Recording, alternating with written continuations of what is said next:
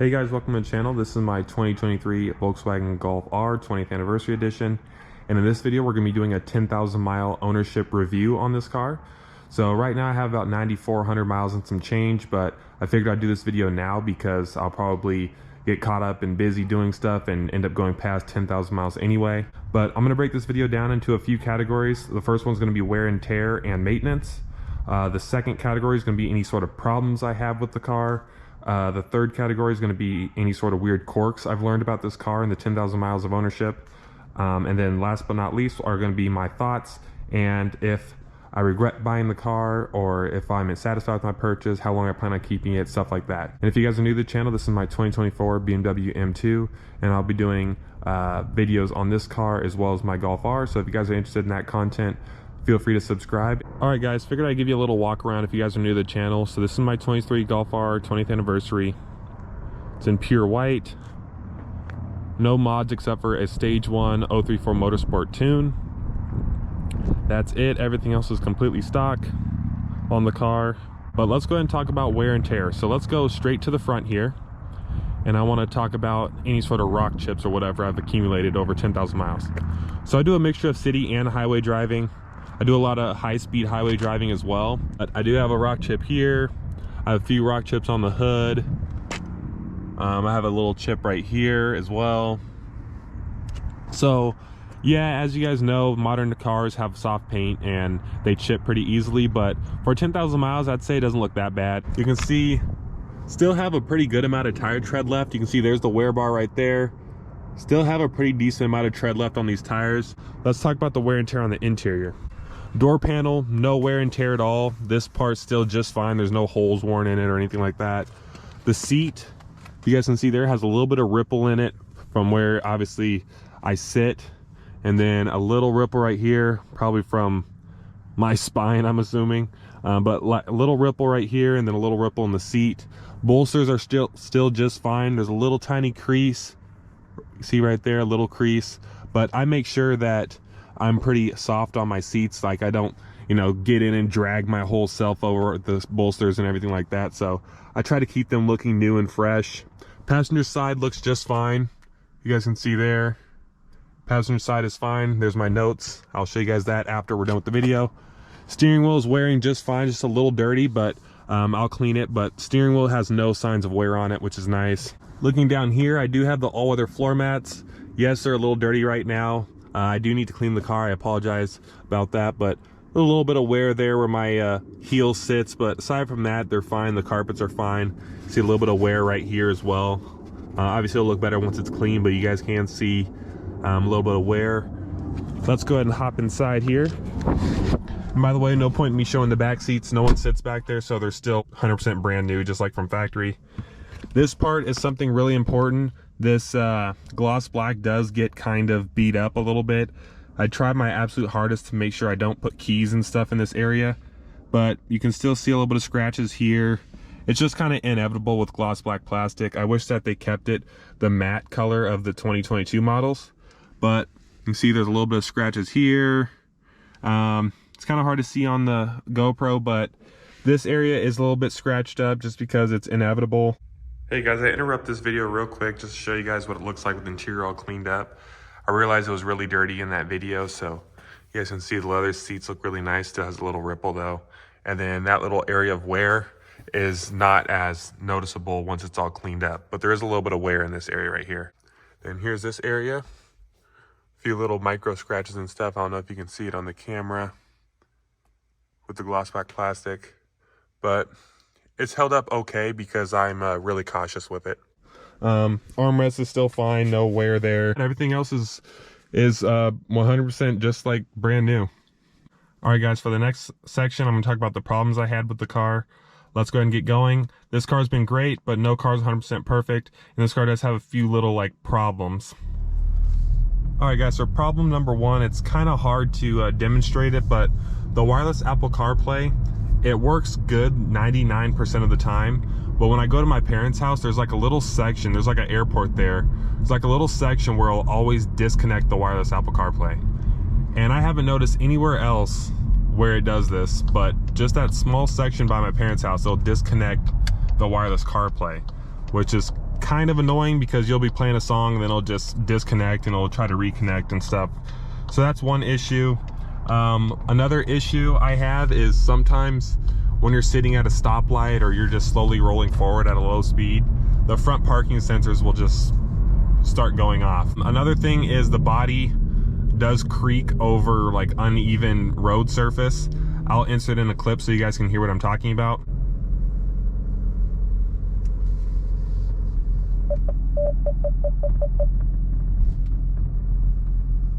Example number 2, listen.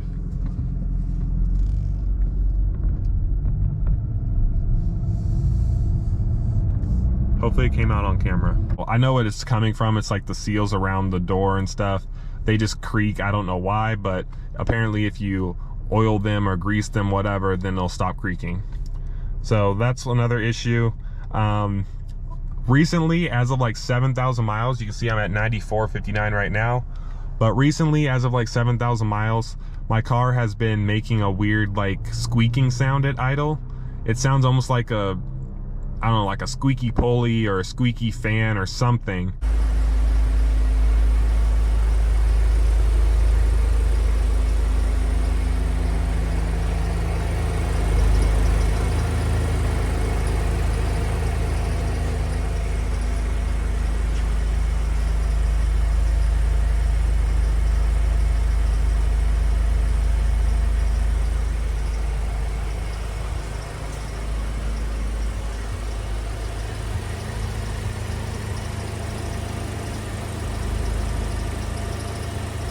Once I get my next oil change, which will probably be around like 12,000 miles, 13,000 miles or so, I'll probably have them take a look at that, and you know, whatever's wrong with it will most likely be fixed under warranty.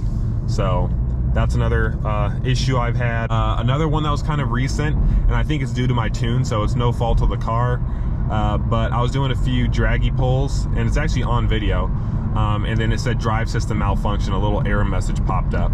But then I pulled off to the side of the road, turned off the car, started it back up again, and then it went away. So those are the only problems that I really had with the car, like problems. All really minor stuff, but you know, the squeaking thing is something that I feel like is a little bit more important because I'll have them actually look at that at the dealership. The other stuff, the little software bug and, you know, the front parking sensors going off and stuff, that's not that big of a deal. You know, I got kind of used to that, so, you know, I don't feel like it's that big of a deal.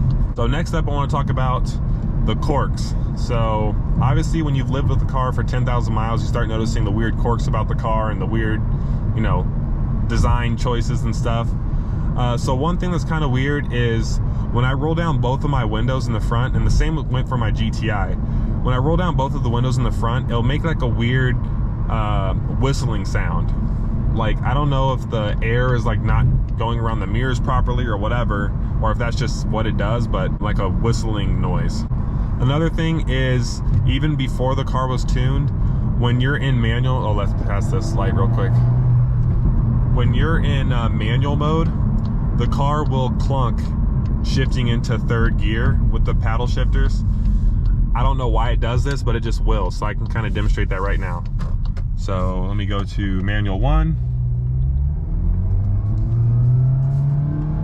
Second gear is fine. Third gear. Wow, of course it did it fine that time. But I think if you're like below 4,000 RPM and you're like light throttle, it'll clunk going into third gear. Now, if you're wide open throttle or you're getting on it, it'll shift it super smooth. But if you're light throttle, for some reason it clunks third gear. And my GTI did the exact same thing, so it's just a DSG thing, I guess. Another thing that's a weird quirk is also DSG related. When the car is cold, the DSG will be kind of lurchy, like it's almost like it's like trying to grab and not. It's a little weird, but it only happens when the car's cold, and you know, my GTI did that as well, so it's just a normal characteristic of the DSG. As you guys know, dual clutches aren't always 100% smooth. It's just, they're just not. You know, they're still kind of like an automated manual, so a little clunky sometimes when it's cold, but it goes away after driving the car for literally like a minute. All right, guys, next up, I want to talk about my thoughts on the car. Will I keep it long term? What have I been considering trading this car in on? Will I modify it? Stuff like that. So, will I keep this car long term? my answer to that is I think so, because you never know what could happen. You know, Volkswagen come out with a new Golf, or you know, some other manufacturer could come out with a really nice, you know, under 50K daily driver car that I really like. So you never really know, but I do plan on keeping this car long term. And what I mean by long term is like 3+ years. I know long term in other people's perspective could mean like keeping a car for 15 years, 10 years, whatever. But long term for me is like 3+ years. So I do plan on keeping this car long term. I do love it. What have I been considering trading this on? An RS3 is what I was considering trading this car in on, but now that I have my M2, I feel like I don't need a RS3 and an M2, and that would just be not very smart financially. I mean, cars in general aren't really smart financial decisions, but I feel like that wouldn't be a smart decision for me. So nothing to trade this car in on right now. There's nothing really around this price range that I would want to trade this car in on. Like, I like M340s, but those lose value super fast, and you know, M340s are very expensive. They're like around 60,000. So this car was 48 new, has all the features I want, front parking sensors, you know, leather seats, has all the nice features. It's fast, all-wheel drive. So this is the perfect daily driver for under 50,000 in my opinion. Next up, will I mod it? Possibly a downpipe, or maybe something to make the exhaust a little bit louder. You know, I do kind of like the stealth vibes of it, but I kind of want something with a little bit more volume. So maybe a downpipe. Other than that, to be honest, no. I'll test out the 034 E85 tune once I can tune the transmission. So stay tuned for that whenever, you know, whenever that may be. It could be an eternity, who knows. But I don't plan on modding it aside from just the tune. The wheels, I'm a fan of the wheels. I like them already. I don't feel like I need to change the wheels. So no real mods, to be honest with you. I want to answer a question. Do I regret buying this car? The answer is no, I don't regret buying this car. I love this car. I love everything about it. You know, I love the looks. I love the suspension. I love how fast it is. I love the all-wheel drive. You know, there's nothing really I don't like about this car. You know, I wish it was a little bit louder, you know, but I love everything about it. So I don't regret buying this car. I am really satisfied with my purchase. I feel like this car is a good value.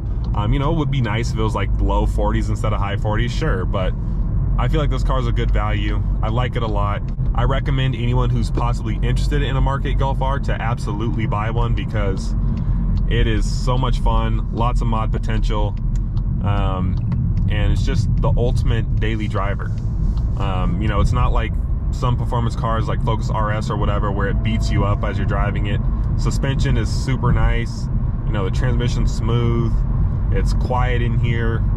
You know, it's just a really nice, refined vehicle. Stay tuned for other mileage intervals, you know, maybe a 20,000 mile review if I keep the car that long, which I plan on doing that. And, you know, maybe some future mods and stuff like that. Let me know what you guys would like to see in the comments. I'm always down to hear you guys' suggestions. Not sure what's going on here. Let's get around this guy.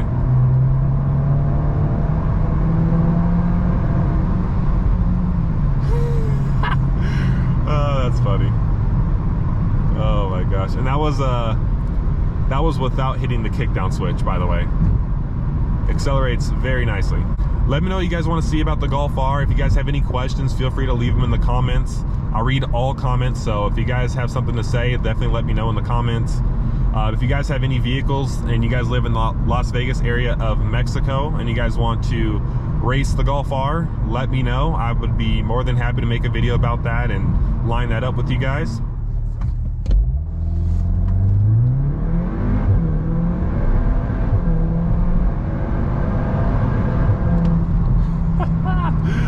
I just had to do one pull before we end the video. But anyway, if you guys enjoyed the video, please leave a like and subscribe, and I will see you in the next one.